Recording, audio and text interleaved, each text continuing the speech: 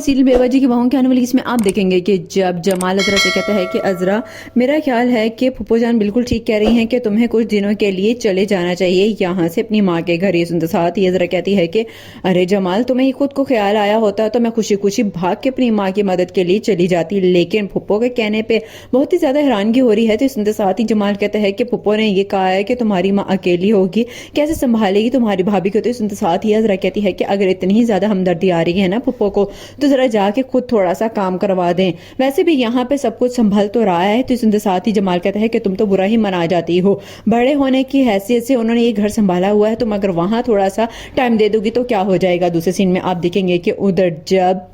ज़ाहिरा कहती है शहनाज से कि शहनाज, वैसे तुम भी बहुत ही ज़्यादा बेवकूफ़ रही हो, अजरा की बातों में आ जाती हो। तो इस सुनते साथ ही शहनाज कहती है कि क्या मतलब, कैसे बेवकूफ़ी का सबूत दिया है मैंने। तो इस सुनते साथ ही ज़ाहिरा कहती है कि तुमने उसके कहने पे जो भी कुछ किया है ना इस घर में, मुझे सब पता है, लेकिन तुम्हें ये नहीं पता कि अजरा नहीं चाहती है कि तुम्हारी बेटी इस घर की बहू बने। सुनते साथ ही शहनाज कहती है कि ऐसा हरगिज़ नहीं है, अगर ऐसा होता तो वो कभी भी उस दिन माफ़ी ना मांगती। सुनते साथ ही सारा कहती है कि वो तो उसने सिर्फ और सिर्फ जमाल को दिखाने के लिए किया था, लेकिन तुम खुद सोचो, पहले तुम्हारी बेटी पे इतना बड़ा इल्जाम लगाया और अब तुम पे। ये सुनते साथ ही शहनाज कहती है कि बातें मुझे इस तरह की ना ही बताओ तो तुम ज्यादा बेहतर होगा। लास्ट सीन में आप देखेंगे कि उधर जब अस्मा नसीर का बहुत ज्यादा ख्याल दोबारा से रखना शुरू करती है तो नसीर बहुत ही ज्यादा हैरान होकर पूछता है कि अस्मा, बहुत ही ज्यादा ताज्जुब हो रहा है मुझे, पहले तो तुम मेरे साथ बदतमीजी करती हो और उसके बाद तुम माफी मांगती हो और ख्याल इतना रखती हो जैसे तुमसे अच्छा तो कोई है ही नहीं। सुनते साथ ही अस्मा कहती है कि बस मैंने सोचा कि सारी की सारी गलती मेरी ही है, क्योंकि तुम तो